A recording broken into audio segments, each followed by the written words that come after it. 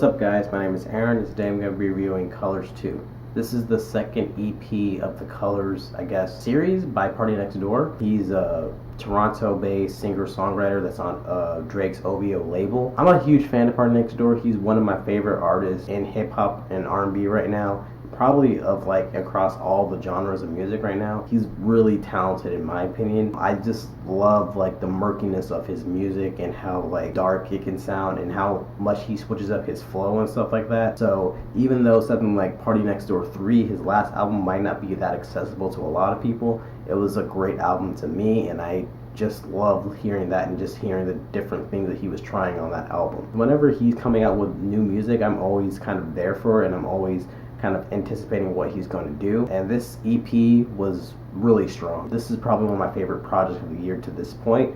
And I'm gonna just break it down by song, like what I liked about them, what kind of the song was kind of going for. Like on the song Peace of Mind, I love that like minimal dark beat on the opening track, like the stuttering drum with the overall wooziness of the synth on that track, and then just like the looming bass line on that track too. It really feels like a spiritual sequel to High Hopes, and I really love that track off of PARTYNEXTDOOR 3. And I like absolutely love his delivery on this song. Like it's just going all over the place. Like he randomly like yelps on the song, he randomly whistles on the song, and I love little oh na na na na's that he does on the song too. Like he's just going for it on this song, and even though like it can sound kind of random and just kind of scattered, it really feels cohesive just the way that he's singing. It really feels like a free-form like singing freestyle, and I really like the way that he's singing on this song. Like it's probably one of my favorite vocal performances that he's done up to this point, because I'm always like hearing something new whenever I listen to the track. I get the message too. Like it's basically about like he's working so hard, like trying to work on his like reputation and his music and stuff like that, and trying to get money. And whenever he tries to go home, like whenever he tries to hang out with his girl, like he likes that she's just kind of chill and stuff. Like she's just not bringing a lot more burden on him and stuff like that. And I get what he's trying to say and stuff. Like she's just kind of like the relaxer in his life, and understand what he's saying. To me, this is the best song on this album. It's probably one of my favorite songs of the entire year. I really like this track, and even though it might not appeal to a lot of people, what he's going for is just up my alley, just like what he's trying to accomplish with this song. And then Freaking You, I like that it's a really sparse beat, with it just being like a keyboard, bass, drums, and some synth. To me, it's definitely like the most like 90s R&B song, but it does have a modern twist with PARTYNEXTDOOR being the singer on it. He's definitely singing more traditionally on this song, but he does add a little bit of quirks on this song too, like pitching his voice up and down as he sings on the song. And this song is definitely like the most straightforward on this album. Like it's basically talking about like he wants to unleash the inner freak in this girl that he's dating or whatever. Definitely very simple and straight to the point, but he's effective of kind of like bringing out that message and stuff like that, and it makes it like kind of relatable what he's trying to convey on the song. And then Low Battery has like the most like Caribbean vibe to it. It definitely sounds like something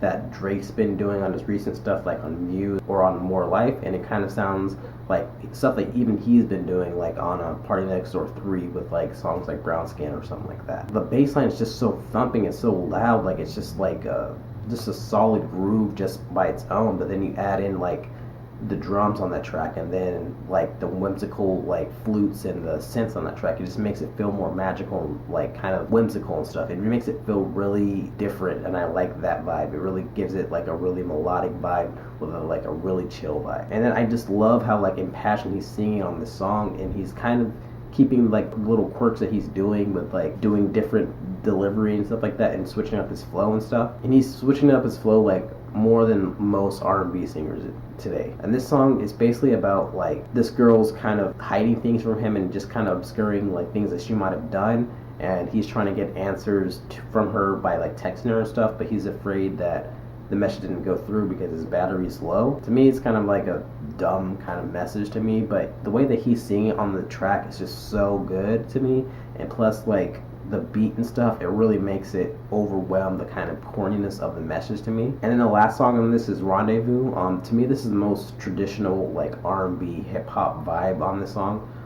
with the booming bass line and then just like the hard hitting drums on that track. But it does ooze with like the charisma and atmosphere that he's known for, with the kind of murkiness that is on that track. To me, he's like really riding that line between rapping and singing on that track. Like he's just going for it, like he's just kind of slipping through each side with like really nice ease. To me, the song is about this girl that's kind of playing him and just kind of playing games and stuff like that, but he kind of sees things that she's doing and he just kind of says, look, I'm not really here to play games. I know what you're doing. I can see through what you're doing. So let's just like kind of get to it and just like hang out if we're really gonna do this. To me, this is like the worst track on this. To me, it's not like a bad song by any means. This is a solid track, but in comparison to the other songs, I think this is definitely like the weakest melodically and just the overall song to me. I did love this EP. I just love like the ways that he's like evolving with his music and stuff.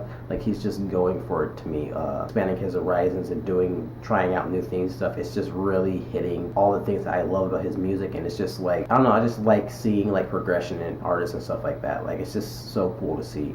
So yeah, I'm gonna give this an 8 out of 10. It's probably not as strong as PARTYNEXTDOOR 3, but it's a nice hold me over until like whenever he releases his new stuff. So yeah, this is to me like a good EP. If you're a fan of PARTYNEXTDOOR, definitely check it out. If you're not really like a fan, I don't know, it's only 4 songs, so if you give it a try, you might like some songs. Yeah, so those are my thoughts on Colors 2. So what did you guys think of the EP? Did you like it? Did you hate it? Let me know in the comments what you thought, and thanks for watching. Thanks, guys.